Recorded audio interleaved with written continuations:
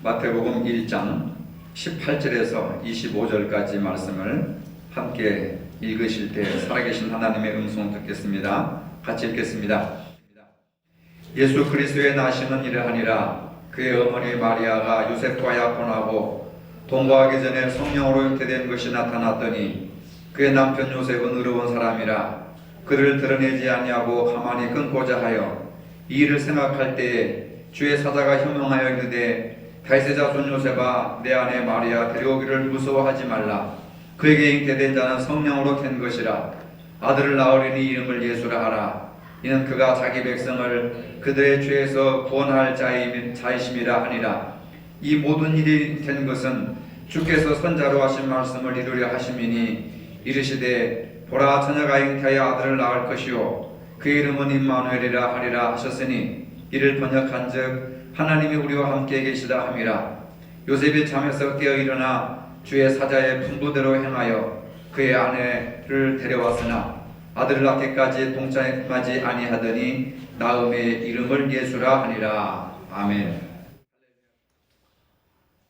우리 모두는 이 세상에 태어난 이유와 목적이 있습니다. 돌 하나, 풀 한 포기, 나무 한 그루조차도 하나님께서 이 땅에 살게 하신 이유와 목적이 있습니다. 나는 왜 세상에 태어났을까? 평생 동안 우리 가슴 속을 떠나지 아니하는 그러한 질문 중에 하나가 나는 누구일까? 또 나는 왜 세상에 태어날까? 죽어서 어떻게 될 것인가? 그런 질문일 것입니다. 많은 사람이 내 의지로 세상에 태어난 것이 아니기 때문에 세상을 어찌 살아야 하는지 의도된 목적을 모르겠다고 합니다. 왜 사는지 모르겠다. 뭘 해야 되길지 모르겠다. 하지만 세상을 살면서 깨닫는 것 가운데 가장 중요한 것은 내가 이 세상에서 가장 소중한 존재라고 하는 사실입니다. 신앙이라고 하는 것은 인간이 누구며 어떻게 살아야 하는지를 깨닫게 해줍니다. 언제부터인가 우리는 가정에서, 교회에서, 직장에서 없어서는 안 될 소중한 사람으로 자리 잡고 있습니다. 우리가 세상에 온 의미와 목적이 신앙 안에서 이루어지고 있습니다. 이러한 인생의 의미와 목적은 우리가 알기 전에 전능하신 하나님께서 미리 정하시고 택하셔서 이 세상에 보내신 결과물입니다. 이렇게 하나님의 자녀로 살게 된 것은 결코 우연이 아닙니다. 하물며 예수님께서 이 세상에 오신 일이 어찌 그냥 일어난 일이겠습니까? 어찌 우연이라고 할 수가 있겠습니까? 우리가 상상할 수 없는 하나님의 놀라운 섭리와 의미가 있습니다. 우리는 오늘 주님 다시 오실 대체림절 마지막 주일을 맞이하였습니다. 오늘 마태복음은 주님께서 왜 세상에 오셨는지를 분명하게 말씀해 주고 있습니다. 예수님께서 이 세상에 오시는 방식은 인간의 생각을 초월하였습니다. 그것은 성령을 통해서 새로운 창조의 역사를 이루셨습니다. 육신의 부모인 마리아와 요셉은 성령으로 잉태된 사실조차 알지 못했습니다. 마리아와 약혼한 요셉은 하나님께서 기뻐하시는 의로운 사람이었습니다. 아직 남녀가 동거하지 않은 상태에서 약혼녀 마리아가 잉태했다는 소식을 들었을 때 요셉의 마음은 참담했을 것입니다. 사람들에게 소문내지 않고 가만히 그 관계를 끊으려고 했습니다. 상대의 허물을 덮어주면서 신중하게 일을 처리하려고 했던 배려하는 마음이 보입니다. 보통 사람이었더라면 혈기를 내고 분통을 터뜨리고 동네방네 소문을 내면서 그 여자가 부정한 여자라고 그렇게 이야기를 했을 것입니다. 본문 18절 19절에서 우리는 예수님이 지극히 평범한 부모님 아래에서 태어나신 것을 알 수 있습니다. 물론 육신의 몸으로 오셨을 때 말입니다. 마태는 예수님의 어머니 마리아와 아버지 요셉에 대해서 설명하면서도 두 사람의 배경을 구체적으로 설명하지 않습니다. 그들의 나이, 직업, 생활 수준이나 집안 내력, 중매로 만났는지 연애로 만났는지 어떻게 만났는지 설명이 구체적으로 나타나지 않습니다. 예수님처럼 역사적으로 중요한 분의 탄생에 대해서 그 부모에 대한 설명이 이것밖에 되지 않는다고 하는 것이 참으로 신기롭기만 합니다. 이것은 마리아와 요셉이 특별한 또는 비범한 훌륭한 사람들이 아니라 그 당시 사회에서 너무나도 평범한 사람이었다는 사실을 보여주고 있습니다. 마리아와 요셉의 고향은 나사렛이었습니다. 나사렛은 이름 없는 시골 지역입니다. 나다나엘이 나사렛에서 무슨 선한 것이 날 수 있느냐 할 정도로 아주 낙후된 시골 동네입니다. 요셉과 마리아는 당시의 결혼 정년기로 흔한 나이였고 요셉의 직업은 목수였습니다. 목수는 평범한 직업이었는데 예수님이 태어나신 후 정결 예식을 할 때 좀 먹고 살만한 사람들은 양을 갖다가 제물로 바쳤는데 이 사람들은 좀 가난한 사람들이었기 때문에 양이 아닌 비둘기를 준비한 것을 보아서 그들의 생활 수준이 가난한 사람들에 속하였다는 것을 알 수가 있습니다. 요셉이 다윗의 자손이라고 해도 그것은 특별한 일이 아닙니다. 당시 다윗의 자손은 주변에 널려 있었습니다. 많은 사람들이 다윗의 후손들이었습니다. 이처럼 마리아와 요셉은 아주 평범한 우리 주변에서 흔히 볼 수 있는 권사님 같은 분, 집사님 같은 분, 저와 같은 평범한 사람들이었습니다. 처녀가 잉태하리라고 하는 사실에 마리아는 인간적으로 더 견디기 어려운 시간을 보냈을 것입니다. 나사렛으로 찾아온 천사 가브리엘에게 마리아는 솔직한 심정을 말합니다. 누가복음 1장 34절에서 마리아가 천사에게 말하되 나는 남자를 알지 못하니 어찌 이 일이 있으리까? 답답한 거죠. 누가 정했습니까? 왜 하필이면 납니까? 결혼도 하지 않았는데 어찌 내 몸에 임신을 할 수 있겠습니까? 순결한 여성이 갖가지 소문에 시달릴 것을 생각하면 끔찍한 사건입니다. 그러나 마리아는 곧바로 그 엄청난 사건을 감당하겠다고 고백합니다. 주의 여정유언이 말씀대로 내게 이루어지이다. 나는 주님의 말씀을 받는 시바지오니 말씀이 내게 이루어지겠습니다. 말씀이 잉태되었습니다. 하나님의 말씀이 가브리엘이 전한 그 말씀이 마리아의 몸에서 육신이 되셨습니다. 이건 놀라운 신비입니다. 여러분들이 설교를 듣든 성경을 읽든 들려지는 그 말씀을 여러분들의 아멘으로 자기 것으로 삼을 때 그 말씀이 사람이 되어서 우리 안에 생명을 주시고 능력을 주신다는 겁니다. 이게 놀라운 신비예요. 어떻게 말씀이 사람이 될 수 있습니까? 요한복음 1장에 보면 태초에 말씀이 계시니라. 그 말씀이 육신의 이 몸을 입으시고 오신 거예요. 예수님의 성탄이 그래서 중요한 겁니다. 말씀이 사람이 된 거예요. 그래서 말씀을 받아들이는 순간 마리아의 몸속에 사람이 된 겁니다. 어린아이가 된 거예요. 임신이 된 겁니다. 똑같이 10달 동안 어머니 뱃속에서 양수 속에서 어린아이로 자란 거죠. 하나님의 말씀이 육신이 되셨습니다. 이게 성탄절입니다. 여러분 믿어지십니까? 참 오묘하고 신기한 거예요. 여러분들이 읽는 성경 그 말씀이 사람으로 보이지 않잖아요. 글자로 보이지 않습니까? 그때 그 말씀을 내가 믿을 때, 내 것으로 삼을 때, 내가 잉태할 때 사람이 된다 그 말입니다. 하나님이시고 예수님이시고 성령님이 되신다 이 말입니다. 오늘 본문 21절에 보면 예수님이 이 땅에 오신 목적을 말하고 있습니다. 아들을 낳으리니 이름을 예수라 하라. 이는 그가 자기 백성을 그들의 죄에서 구원할 자이심이니라. 하나님의 아들이신 예수님은 인간을 죄에서 구원할 사명을 가지고 구원자라고 하는 이름으로 이 세상에 오셨습니다. 죄로 물든 세상에 사람들을 구원하는 일은 쉬운 일이 아닙니다. 죄를 씻는 대가로 자신의 생명을 제물로 바쳐야 합니다.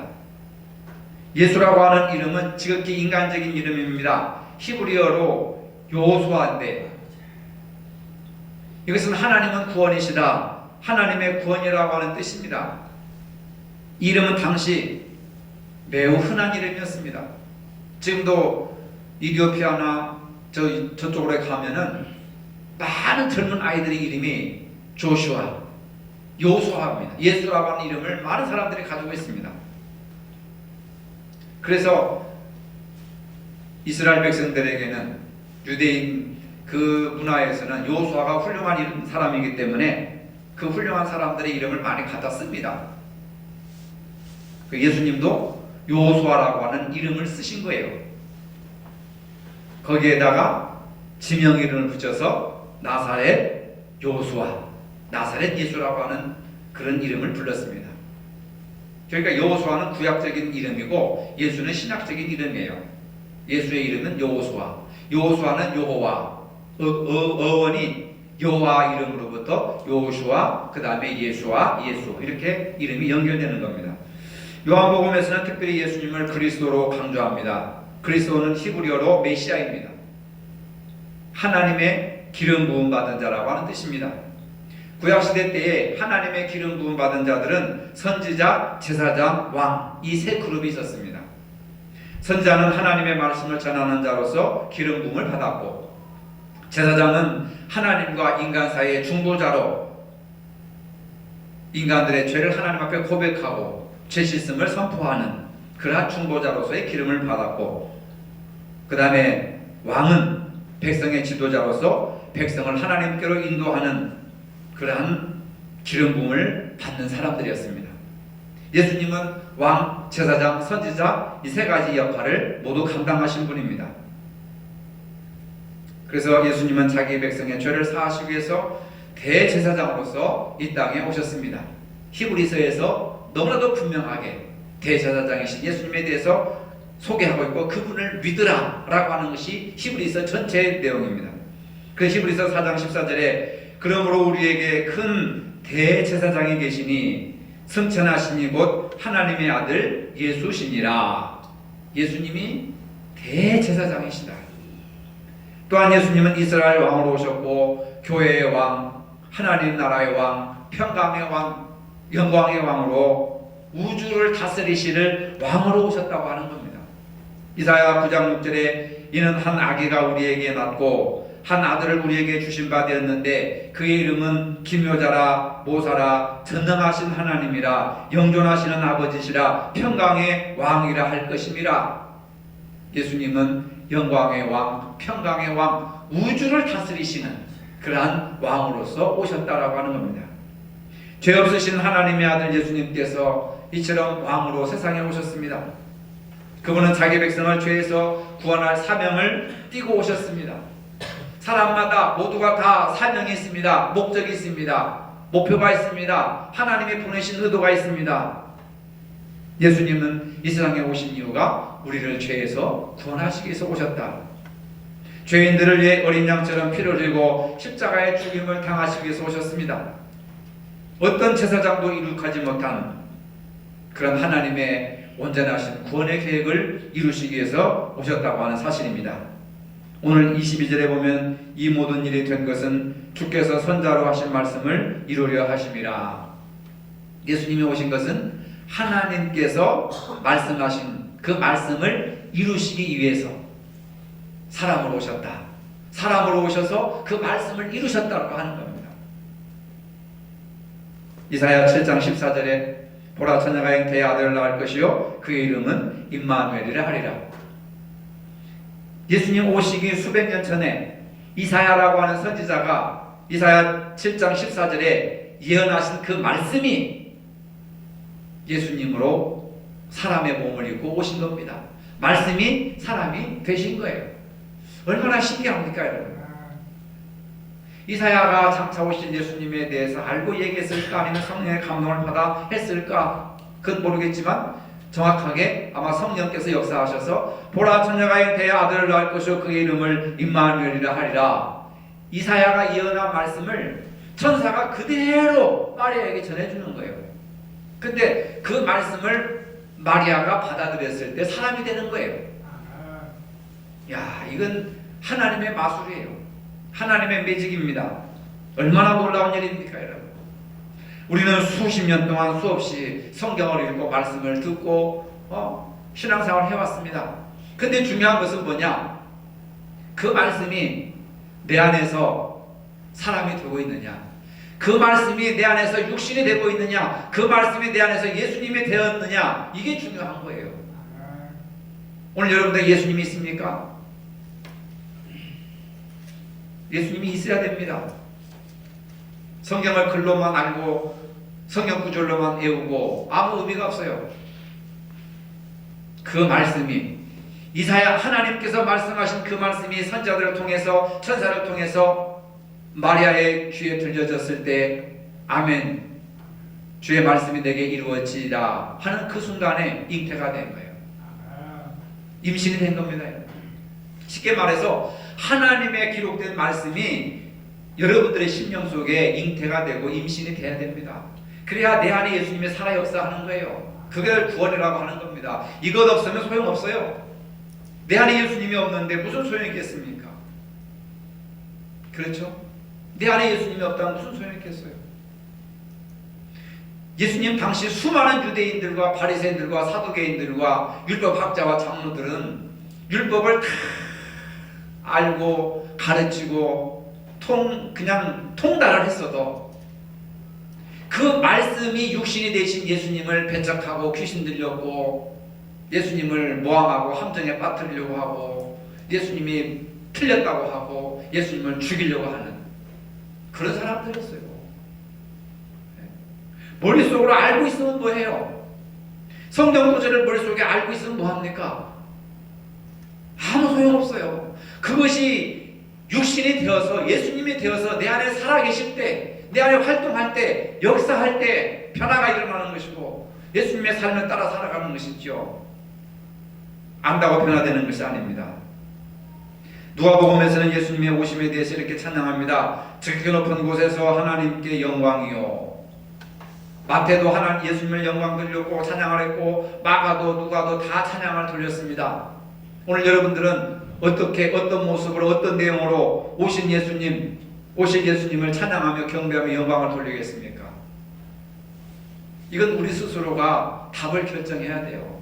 마태복음을 읽으니까 마태는 이렇게 예수님께 경배를 돌렸다. 마가는 이렇게 경배 돌렸다. 누가는 이렇게 경배를 돌렸다. 요한은 이렇게 경배를 돌리고 사도 바울은 이렇게 경배를 돌렸다. 그렇다고 한다면 나는 2019년 12월 25일을 3일 앞에 두고 있는 나는 어떠한 내용의 찬양을 예수님께 올려드릴까?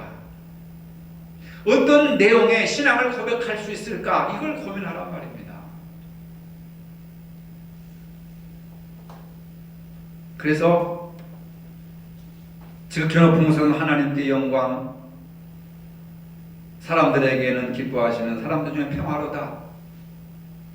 하나님께는 영광이고 예수님 때문에 이 땅의 모든 사람들은 평화가 임하게 되는 겁니다.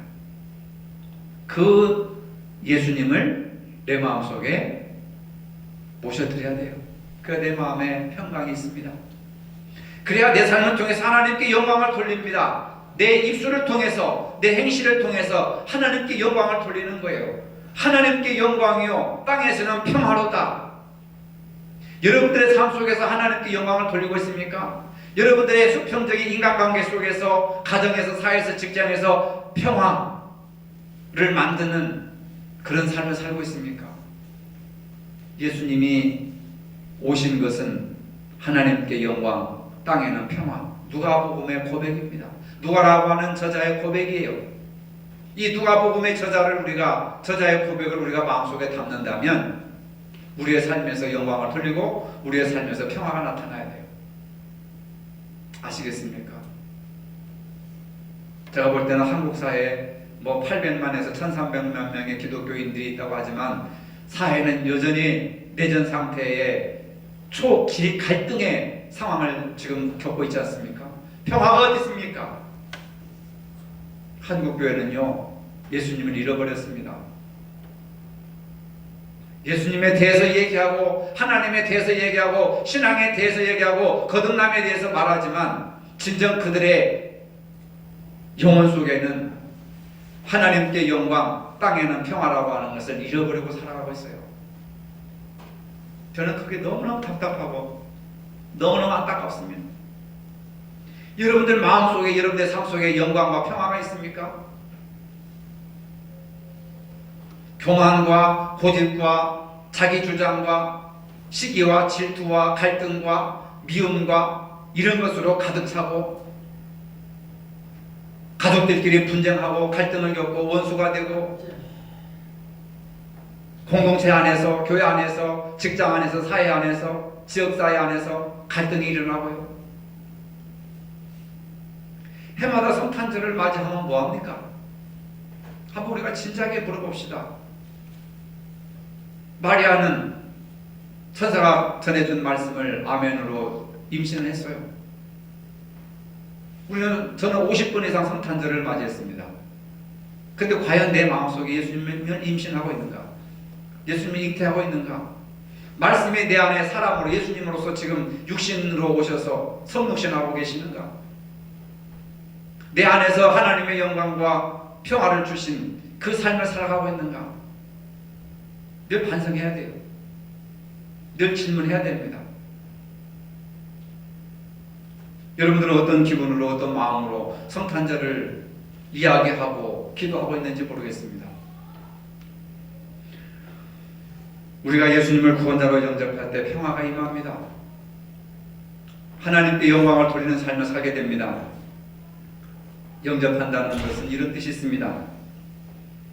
한 여행자가 보석가게에 들어가게 됐습니다. 진열장 안의 보석들을 하나하나 자세히 들여다보았습니다. 아름다운 온갖 보석들이 눈부시게 빛을 발하고 있습니다. 그런데 그 화려한 비싼 보석들 중에 전혀 빛이 안 나고 광택이 안 나는 돌멩이 하나가 눈에 띄었습니다. 여행자가 말합니다. 이 돌은 다른 보석만큼 아름답지 않습니다.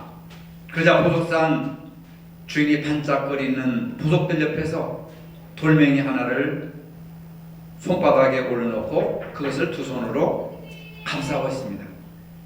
잠시 후에 그 손을 이렇게 펼쳐서 돌을 보여주고 있습니다. 그런데 놀랍게도 형언할 수 없는 광채를 띤 보석으로 변해 있었습니다. 여행자가 그 변화에 신비하자, 놀라워하자 보석산이 설명을 했습니다. 이것은 우리가 예민한 보석이라고 불리는 오팔이라고 하는 돌입니다. 사람의 체온에 따라서 빛이 변하지요.